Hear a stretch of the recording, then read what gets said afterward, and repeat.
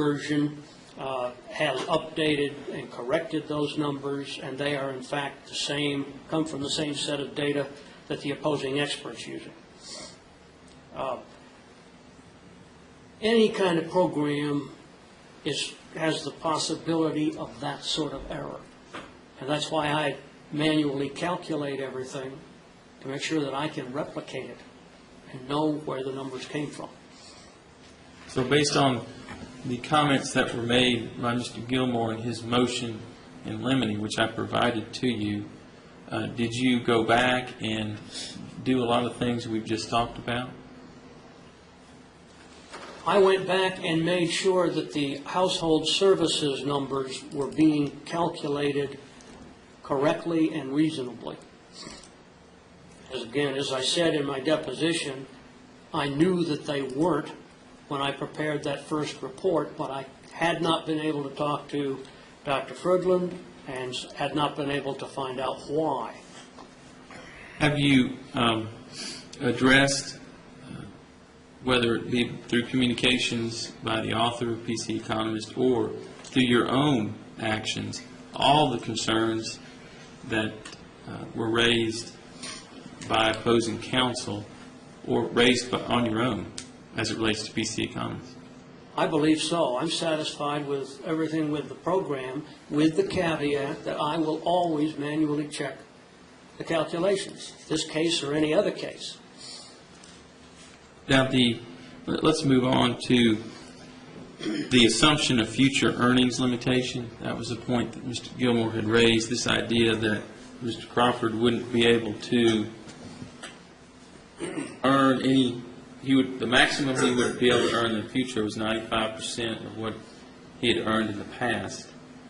Now, can you discuss the basis of that opinion, how you arrived at that?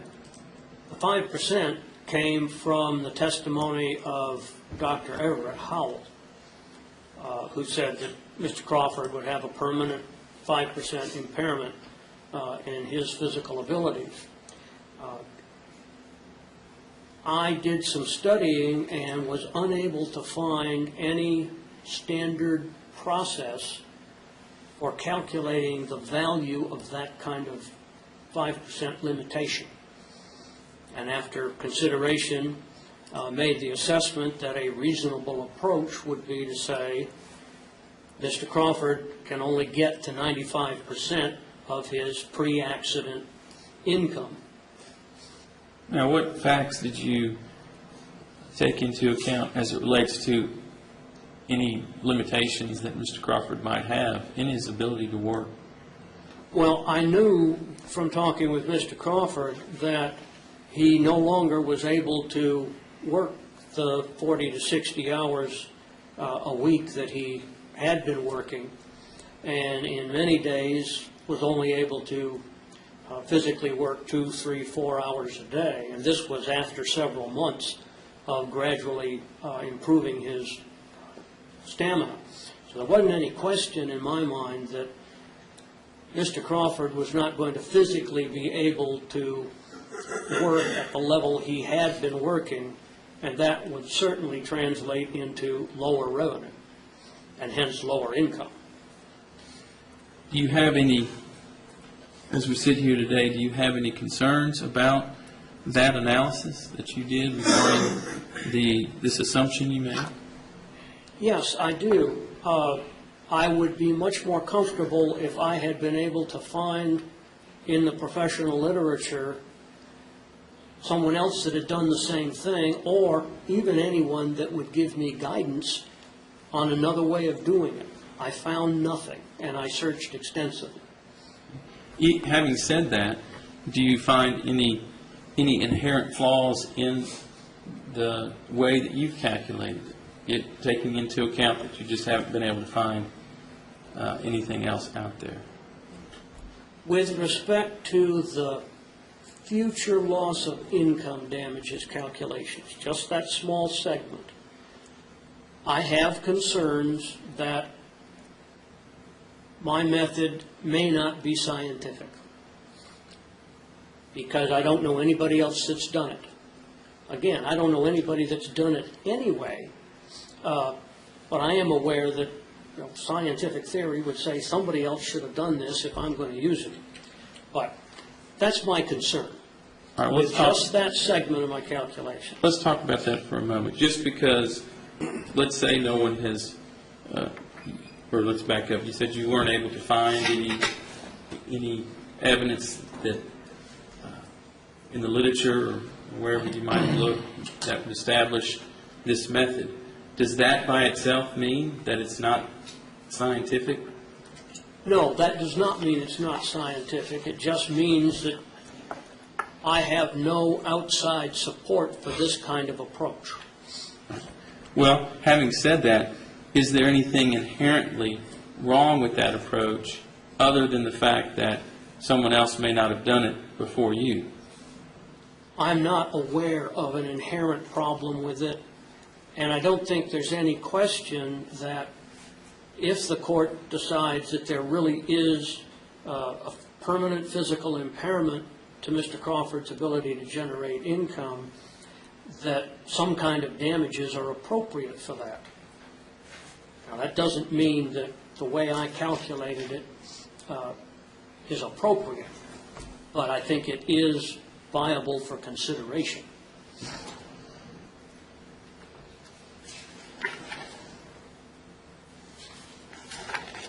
Your Honor, for my analysis, those were the issues that I thought Mr. Gilmore had concerns with. I can turn it over to him, and maybe he can develop other issues, or the court may want to address some. Thank you, Mr. Gilmore.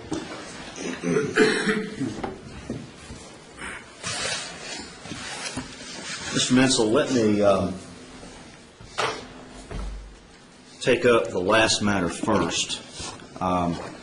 As I understood you, you said that you did have some concerns that your method of using the 5% and assuming that Mr. Crawford will never reach more than 95% of pre-accident income is not scientific. I do have some concerns. Okay. And you made an extensive search of the literature since your deposition on February the 4th and in response to my motion in limine to see if you could find anything on that. I did. Okay. Sir, you're aware that the 5% impairment rating was given by Dr. Howell in this case? Yes. And that was pursuant to what Dr. Howell said was the AMA Guides 5th edition. Do you recall that? I believe that's correct. Okay. Your Honor, may I approach the witness? No. Let's take a look at the guides because I made a search as well. And did you look at the guides at all? I did not. Okay. Well, look at page 9 of the guides, and I've got it marked for you with an arrow. And I will put it up here as well. Your Honor, how do you zoom in? Kelly zooms in. Kelly. Make sure that it's on the right SVGA. Okay. And wide. Okay. All right, and you see I've underlined a section on my copy, and you see that it says the guides is not intended to be used for direct estimates of work disability. Impairment percentages derived according to the guides criteria do not measure work disability. Therefore, it is inappropriate to use the guides criteria or ratings to make direct estimates of work disability. And that would, at a minimum, add to your concerns, would it not? Quite frankly, that would tell me that I shouldn't have done what I did. Thank you. And if we assume that that approach is not valid, based on your concerns and what the guides themselves say, then you're telling us that in your revised report that we can then kind of cross off the future lost income figure. Not cross it off, but that you wouldn't have an opinion about that at this point. Almost correct, but not quite. There still would be a small amount of damage because Mr. Crawford would have not reached his normal earnings. That's really a different issue. I guess I'm talking myself into agreeing with you. Okay. And in your initial report, here's the totals, and it's got the total of over $1 million in damages, correct? Yes, sir. And then I got a report by fax yesterday, which is dated yesterday, in which you've evidently gone back and revisited all of these issues, and that total has dropped to $921,874. Correct. Okay. And I noticed that the loss, just focusing on the lost income, the future damages, that figure's gone from $234,000 down to $138,000. Is that correct? Correct. Why did it go down that much? And that was even before that was even while you were still using the 5% assumption. Yes, sir. I found a calculation error. Okay. Was that your own calculation error, or was that a PC economist? That was mine, I'm sorry to say. All right. And have you seen Mr. Duvall's report? I have. Does that do anything to change your opinion about lost fringe benefits? My answer is that depends. One of the things that I have recommended to Mr. Crawford, because in my opinion, and I'm not a tax guy, but Your Honor, let me object now. I think this is more of a cross-examination issue between the experts, and I'm not sure this relates to anything that was raised in his motion in limine. To the extent that it was raised, again, I think we're getting off field here. That may be more appropriate for true cross-examination tomorrow. Overrule the objection. You may continue your answer. yes, sir. Mr. Duvall is correct that Mr. Crawford did not have his corporation pay him a salary. My understanding of tax regulations is that he should have. And my recommendation to him is, now that he knows that, he needs to go back and file proper amended tax returns and pay the taxes that should have been paid. And one of my assumptions is that he will do that. If he does not, then I've got to agree with Mr. Duvall. Okay. And so that would depend on some action that Mr. Crawford takes in the future. Yes, sir. And you assume that he was an employee, and that was the basis for the lost fringe benefits, correct? Correct. In a corporation, everyone's an employee. Even if it's a one-owner S-corp, tax regulations, as I know them, say you've got to pay a salary. You've got to pay those taxes. And Mr. Duvall's analysis, which you've now agreed with, is that he was in fact only a shareholder, correct? He was, in fact, not paying himself salary and withholding taxes. He took out distributions, but he didn't receive a salary. Correct.